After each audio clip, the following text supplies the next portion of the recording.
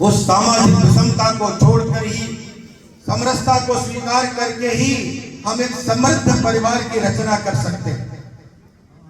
अगर इस देश को सामर्थ्यवान सशक्त देश बनाना है तो हमें समरसता अपने मन में, अपने जीवन में लानी पड़ेगी। अपने परिवार में समरसता को स्थापित करना पड़ेगा। छुआछूत अपने देश में कभी नहीं था। हिंदुस्तान के अंदर छुआछूत का कोई स्थान नहीं था।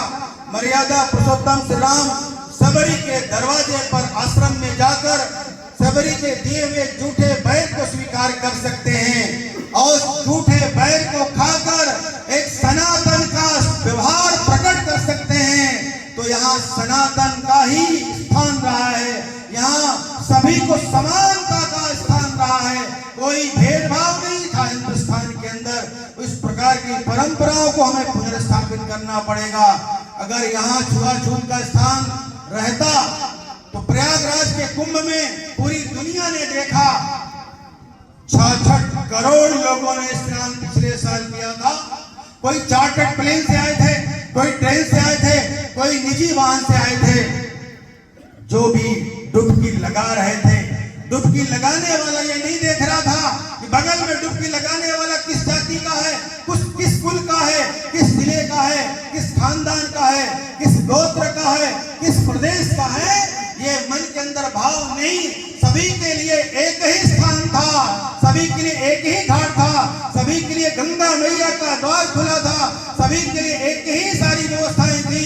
यही सनातन है, यही हिंदुत्व है, यही समरसता है और यही हमारा आचरण रहा है। हमारे अंदर कोई भेदभाव नहीं रहा है, लेकिन भेदभाव पैदा किया मुगलों ने, अंग्रेजों ने उससे ऊपर धार दिया है। हमें उस धार से बाहर निकलना पड़ेगा और समरसता को अपने जीवन शैली में अपनाना पड़ेगा, अपने जीवन में उतारना पड़ेगा। तभी यह देश परम वैभव पर विश्व गुरु के रूप में स्थापित होगा। इसलिए हमें अपने जीवन में, अपने जेहन में समरसता के भाव को लाना पड़ेगा। तभी हम इस देश को सबसे शीर्ष पर पहुंचा पाएंगे। समरसता से ही समृद्धि की ओर हम इस देश को लेके जाएंगे। आज हर परिवारों में कुरीतियां हैं, बुराइयां हैं, विसंगतियां, परिवार टूट रहे हैं। जो काम मुगलों ने, जो काम अंग्रेजों ने नहीं किया, जो काम मुगलों ने और अंग्रेजों के द्वारा भी नहीं हो पाया। मुगलों ने मंदिर तोड़े, मंदिर के अंदर मूर्तियां तोड़ी। अंग्रेजों ने हमारी भावनाओं को तोड़ने का षड्यंत्र किया, लेकिन हमारे हिंदुत्व की, हमारे आध्यात्मिक भावना को, हमारे हिंदुत्व की धार को नहीं तोड़ पाए। इसलिए आज हम सनातनी हैं, हम सनातन धर्म ही जन्म लिए हैं। हम सनातनी होने का गर्व भी महसूस कर रहे हैं। हमारे पूर्वज कितने दमदार थे, हमारे पूर्वजों में कितनी धार थी कि गर्दनें उनकी तलवारों, पूर्वजों की गर्दनों पर मुगलों की तलवारें लटक रही थी। फिर भी हमारे पूर्वजों ने सनातन को नहीं त्यागा, सनातन को नहीं छोड़ा। तभी तो आज हम हिंदू धर्म में जन्मे हैं। इसलिए हमें पौरुष और पराक्रमी हिंदू बने, हम पौरुष और पराक्रमी सनातनी बने। अपने परिवार में वो संस्कारों को पुनर्जीवित करें। जिन परिवारों के संस्कार अच्छे हैं, जिन परिवारों की परंपराएं अच्छी हैं, जिन परिवारों में संस्कृति सुरक्षित है, वह परिवार बचा है। वही परिवार बचा है जहाँ पर अदब लिहाज है, जहाँ पर प्रेम व्यवहार है, जहाँ पर सद्भाव है।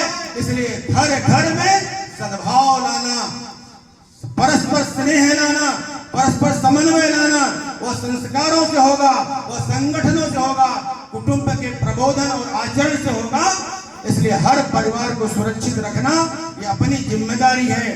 परिवारों में 4 लोग बैठते हैं घर में, मोटरसाइकिल से भी चलते हैं, कहीं भी जाते हैं, किसी साधन से जाते हैं, हम संवाद करते हैं, बातचीत करते हैं। लेकिन आजकल मोबाइल के चलन ने हमारे पारिवारिक व्यवस्था को तोड़ा है। घर में 4 लोग बैठते हैं, चारों लोग अलग अलग अपने अपने मोबाइल में भिड़े रहते हैं, उसी मोबाइल में चलते रहते हैं और बगल में कौन बैठा है उससे कोई संवाद नहीं करना। इसलिए बहुत प्रकार की समस्याएं आ रही हैं। इसलिए हमें अपने परिवारों में संस्कारों को जीवित करना पड़ेगा, संस्कारों को बनाना और बचाना पड़ेगा।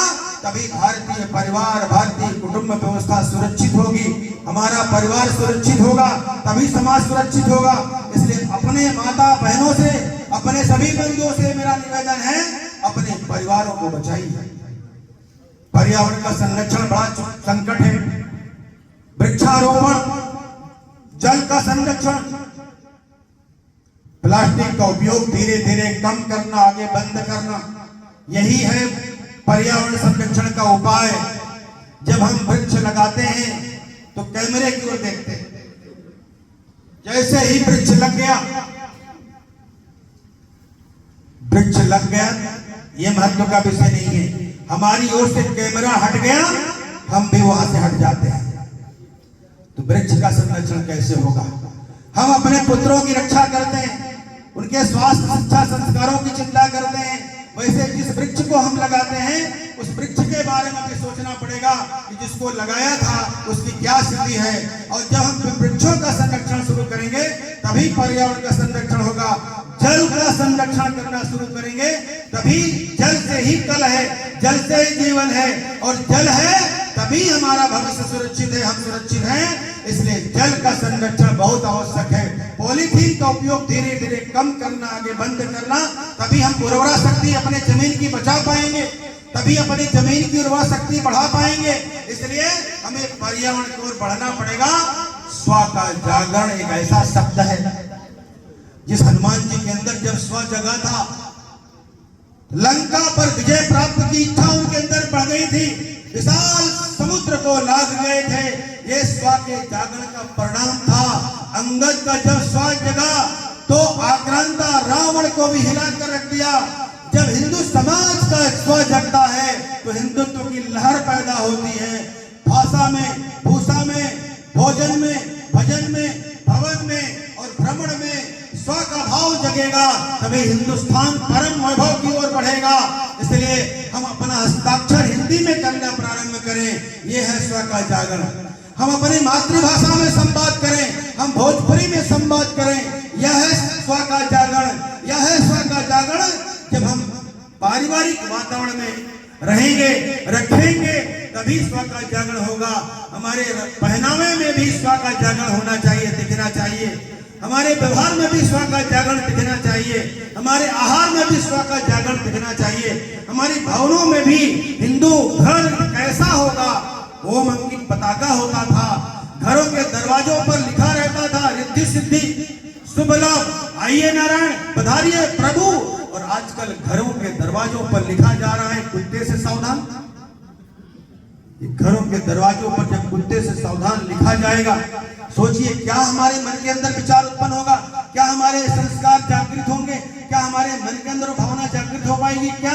इसलिए शब्दों से जो जीवन बनता था, शब्दों से जो प्रेरणा मिलती थी, शब्दों से जो संस्कार मिलता था, हमें वहां से वापस आना पड़ेगा, तभी यह देश शिखर पर, सर्वोच्च स्थान पर पहुंचेगा।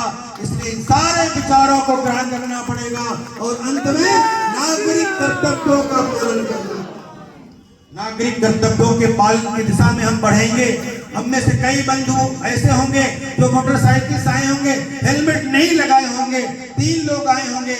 ये नागरिक अनुशासन नहीं है, ये नागरिक कर्तव्य नहीं है। ध्यान रखिएगा, नियम का पालन सबके लिए बराबर होता है। इसलिए हम जब 4 व्हीलर पर भी बैठते हैं तो सीट बेल्ट लगा